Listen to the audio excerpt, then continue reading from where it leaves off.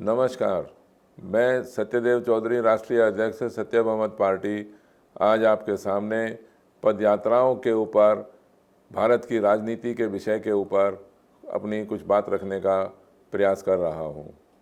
बहनों भाइयों, भारत जोड़ो पदयात्रा संपन्न हो चुकी है। यात्रा ने लगभग 4000 किलोमीटर की दूरी लगभग 150 दिनों में पूरी करी। सामाजिक और राजनीतिक रूप से इस पदयात्रा को देश की ही नहीं बल्कि विश्व की सबसे बड़ी, प्रभावशाली और सफल पदयात्रा माना जा रहा है।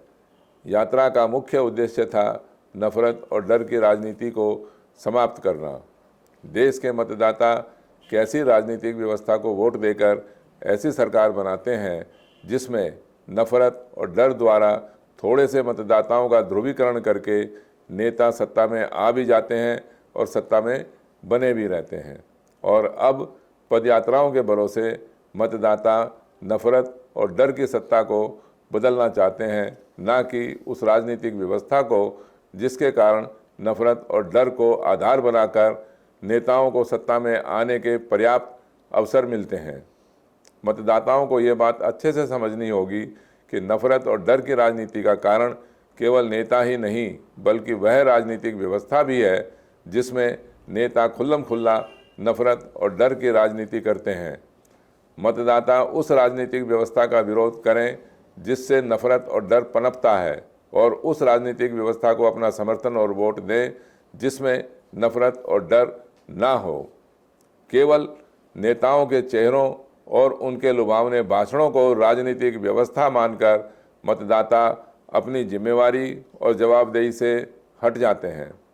कभी किसी नेता और कभी किसी राजनीतिक दल के पक्ष में वोट देकर मतदाता नेता या राजनीतिक दल का परिवर्तन करने में तो सफल हो जाते हैं, परंतु परिवर्तन केवल नेता और राजनीतिक दल का ही होता है, ना कि राजनीतिक व्यवस्था का।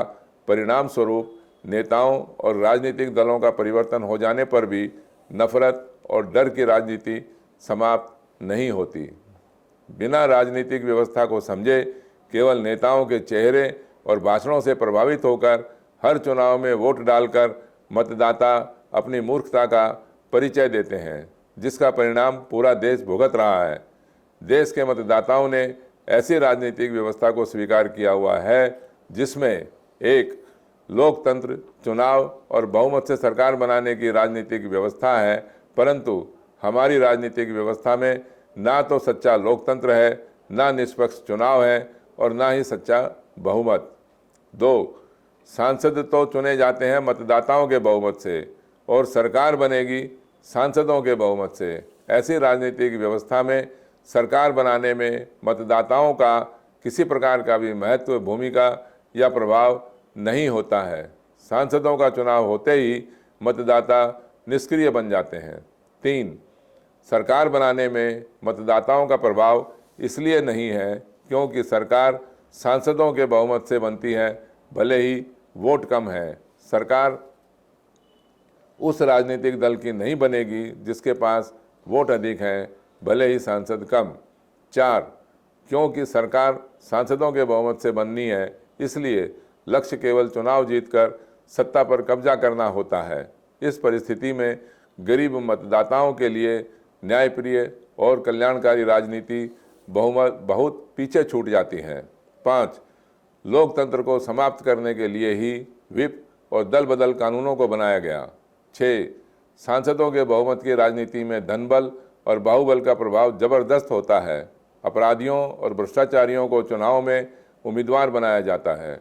बिना सोचे समझे मतदाता जब तक सांसदों के बहुमत को समर्थन और वोट देते रहेंगे, तब तक नफरत और डर की राजनीति समाप्त होना संभव नहीं है।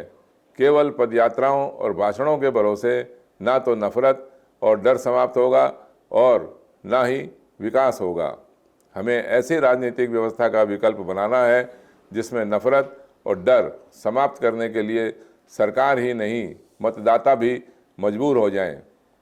सांसदों के बहुमत से सरकार बनाने के बदले मतदाताओं के बहुमत से सरकार बनाने की वैकल्पिक राजनीति के लिए हमने सत्य बहुमत पार्टी बनाई है। सत्य बहुमत की राजनीति में नफरत और डर हो ही नहीं सकता। मतदाताओं से अपील है कि सोच समझकर सत्य बहुमत पार्टी से जुड़ें।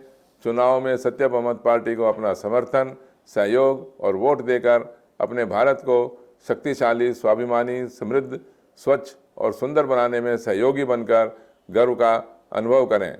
आपकी प्रतिक्रिया की प्रतीक्षा में परमपिता परमेश्वर से प्रार्थना करता हूं कि हम सबको स्वस्थ व प्रसन्न रखे। सत्य बहुमत, ना नफरत ना डर।